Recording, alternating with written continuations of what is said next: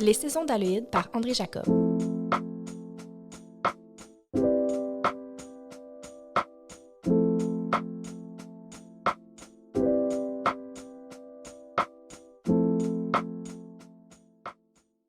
Aloïde Posé, fille de Joseph, le meunier, sortit goûter le soleil de midi en prenant une pause bien méritée après les longues journées de préparatifs en vue de la célébration de la veille. Elle ne s'éloigna pas et s'appuya sur la margelle du puits, pensive. En ce lendemain de la fête de Pâques du 15 avril 1838, un fort débit d'eau faisait tourner les moulanciers à farine, à carder et à fouler la laine à plein régime. Le seigneur John Pangman vérifia que tout allait au mieux et quitta le manoir en direction de son moulancier de Saint-Lin, non sans ordonner de ne laisser pénétrer personne sur le site du manoir par crainte des rebelles. Dans la région, la terreur régnait jusque dans les misérables fermes des colons, car des patrouilles anglaises recherchaient des patriotes et des frères chasseurs. Aloïde tardait à retourner à ses tâches quand elle aperçut un inconnu au teint basané, coiffé d'un casque en poil et accoutré d'un maquina élimé, pagayant avec énergie pour remonter le courant. Une fois son embarcation hissée sur la berge, il se dirigea lentement vers Aloïde d'un pas lourd en scrutant les alentours. Il s'approcha et lui demanda à boire. « Volontiers, » lui dit-elle.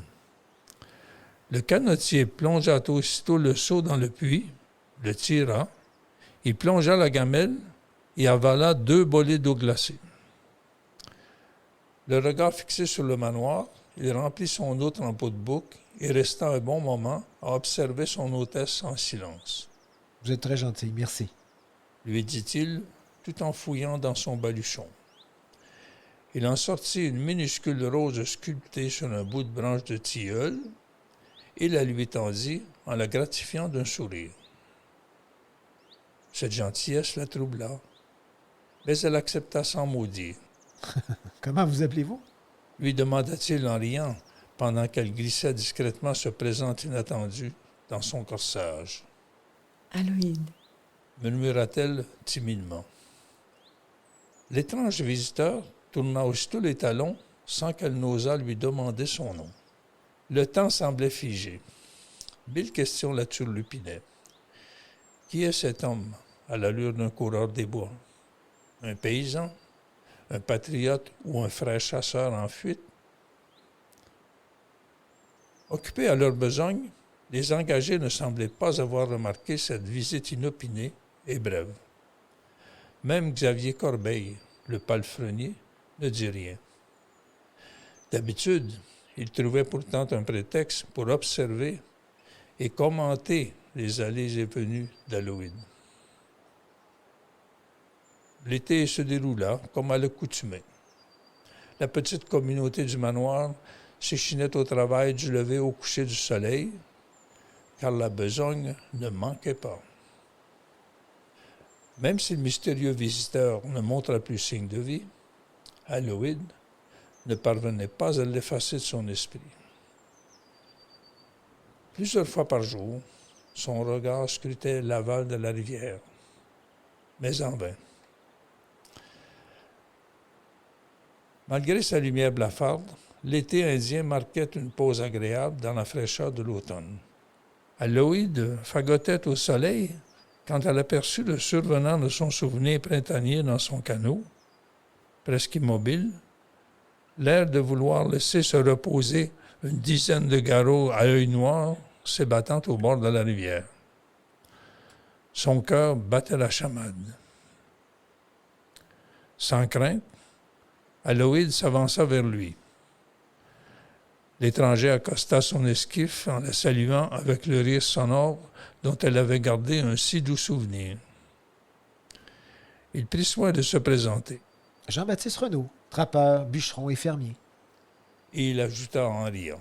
« Et j'ai encore soif, mais d'eau seulement. » Arrivé au puits, il plongea la gamelle dans le seau d'eau but à satiété, remplit son outre et l'accrocha à son cou en ayant l'air de retourner les talons aussi vite que la première fois.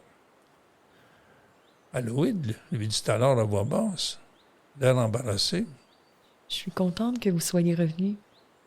J'ai gardé la petite rose comme un porte-bonheur. Il éclata d'un grand rire en la regardant droit dans les yeux et rétorqua. Merci. J'avais apprécié votre bon accueil et je voulais vous remercier, tout simplement. Et j'avais encore soif.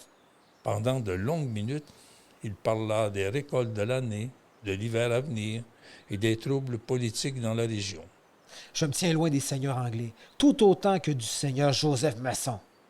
Car il n'hésite pas à mettre les soldats aux trousses des habitants qui ne mangent pas dans leurs mains. Lui lança-t-il. Elle l'écoutait sans commenter. Quand il se tourna pour partir, elle ajouta « Il me fera toujours plaisir de vous donner à boire. » En montant dans son embarcation, Jean-Baptiste se retourna vers elle et lui envoya un baiser soufflé de sa main. Elle sourit. Xavier, interloqué, avait observé la scène en constatant qu'Aloïde n'avait d'attention que pour ce trappeur. En entrant dans le manoir, sa mère, Marie-Louise, la reçut avec un regard réprobateur et une interdiction assassine. Ouvrir la porte à un inconnu qui fait le jard, c'est faire entrer le diable dans la demeure. Que cet homme reste au fond des bois. Je ne veux plus que tu lui causes s'il revient. C'est peut-être un dangereux patriote, et le Seigneur a pourtant interdit de laisser entrer les étrangers sur la propriété. Tu es encore bien jeune pour te permettre de rêver à un aventurier. Mais Ne discute pas. Fais ton travail. Aloïde obéit sans rien ajouter. Sa mère, la voyant souvent songeuse, ergotait régulièrement au sujet de l'attitude de sa fille. On dirait que le diable t'a ensorcelé.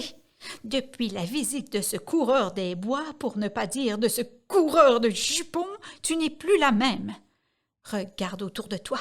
Il y a plusieurs engagés qui travaillent pour le Seigneur avec honnêteté et courage. Il n'en fallut pas davantage.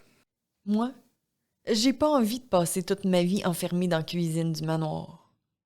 Je vais en parler à monsieur le curé, Lui répondit sa mère. car je ne sais plus quoi faire de toi. Laissez dormir le curé. Il connaît rien aux sentiments des filles. C'est le diable qui te fait parler comme ça. Tu devrais aller te confesser. Laissez aussi dormir le diable.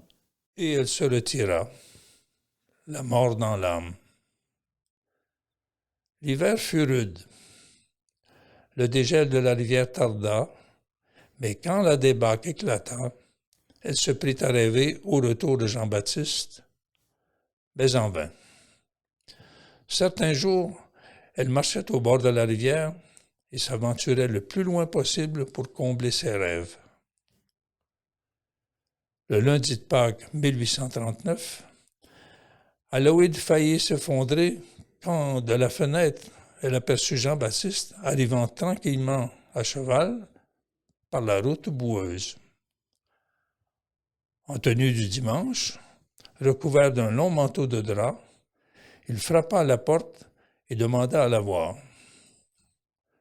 Joseph lui ouvrit et l'invita à entrer. Elle se montra réservée, même si elle brûlait du désir de se jeter dans ses bras. Elle se contenta de le saluer en laissant toute la place à son père et à sa mère. Après les présentations d'usage et des échanges sur la température et les dangers du printemps sur la rivière, Jean-Baptiste en vint vite au but de sa visite.